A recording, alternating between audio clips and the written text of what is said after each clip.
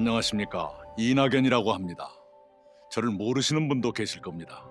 소개 말씀부터 올리겠습니다. 저는 젊은 시절에 신문기자로 일했습니다.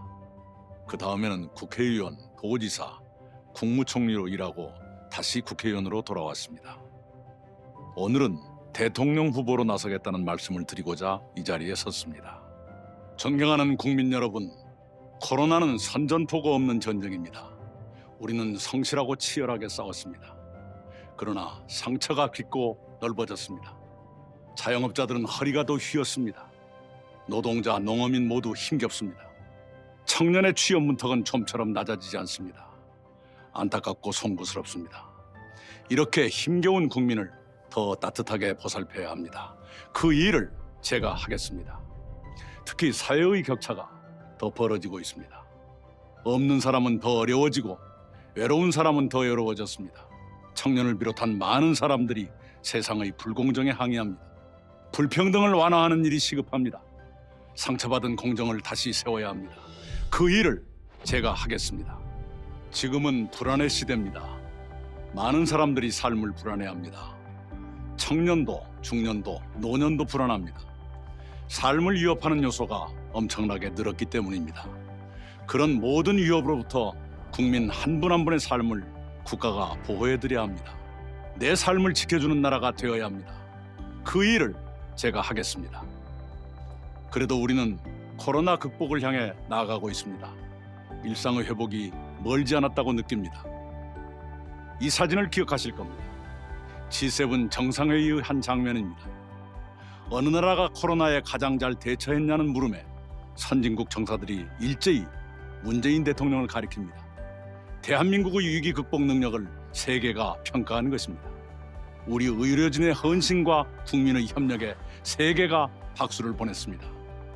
대한민국은 이런 국민을 보유하고 있습니다. 국민 여러분께 감사드립니다. 저는 우리 민주당의 세 분 대통령을 모셨습니다. 김대중, 노무현, 문재인 대통령은 저에게 학교였습니다. 저는 그분들로부터 정치를 배우고 정책을 익혔습니다. 그분들의 좋은 철학은 든든하게 계승하고 문제는 확실하게 시정해야 합니다. 그 일을 제가 하겠습니다. 내 삶을 지켜주는 나라, 자랑스러운 대한민국을 만들기 위해 무엇을 할 것인가? 첫째는 신복지입니다. 우리는 김대중 정부 이래 복지를 본격 추진해 왔습니다. 많은 분야에서 발전을 이뤘습니다. 그러나 아직도 인간으로서 최소한의 생활을 하지 못하는 국민이 계십니다. 우선 그런 국민이 계시지 않도록 해야 합니다. 누구나 인간으로서 최저한의 삶을 보장받아야 합니다. 그것이 신복지의 출발입니다. 주거, 노동, 교육, 의료, 돌봄, 문화, 환경에서도 최저한의 생활을 국가가 보장할 책임을 지도록 하겠습니다.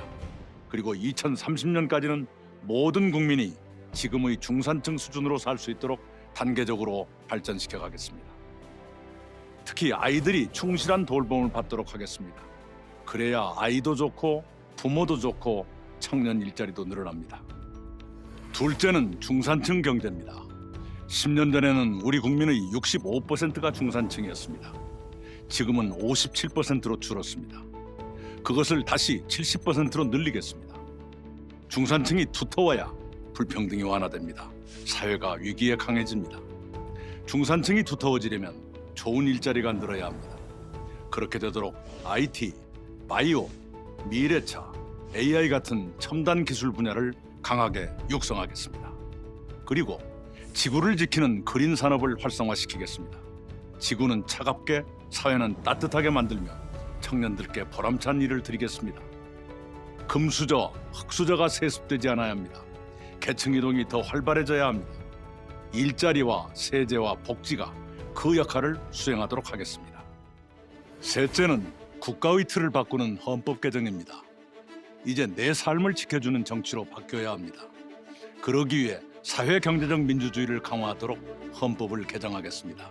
생명권, 안전권, 주거권을 헌법에 신설해야 합니다. 토지 공개념이 명확해져서 불로소득을 부자들이 독점하지 못하게 막아야 합니다. 땅에서 얻은 이익을 좀 더 나누고 사회 불평등을 줄여야 합니다. 헌법에 나오는 행복 추구, 균형 발전, 국민주권, 기회균등, 그리고 평등이 창백한 관념에 머물지 말고 생명력을 발휘해야 합니다. 특히 수도권과 지방의 균형 발전을 힘차게 추진하도록 헌법에 확실한 근거를 두고 싶습니다. 넷째는 연성강국 신외교입니다. 세계는 연성의 시대로 접어들었습니다. 무력과 영토보다 경제와 문화가 더 중요한 시대가 된 것입니다. 대한민국은 연성시대의 강국으로 도약해야 합니다. 우리의 경제와 문화가 뒷받침해 줄 것입니다.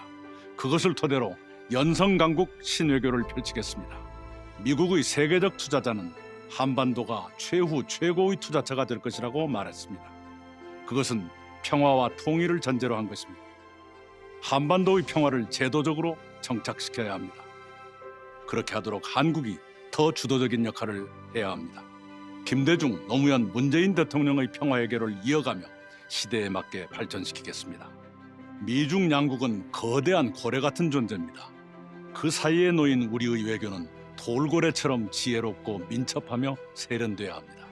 대한민국은 세계적 위상이 G10 수준으로 높아졌습니다.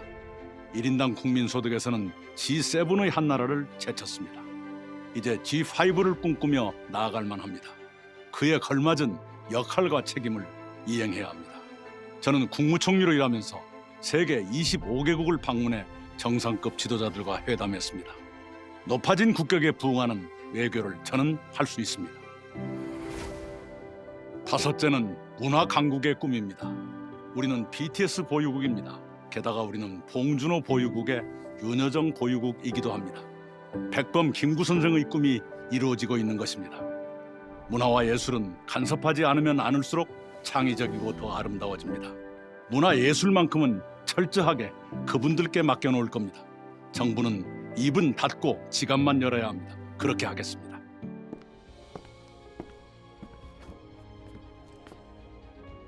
존경하는 국민 여러분, 오늘 저는 여러분의 선택을 받고자 여러 말씀을 드렸습니다.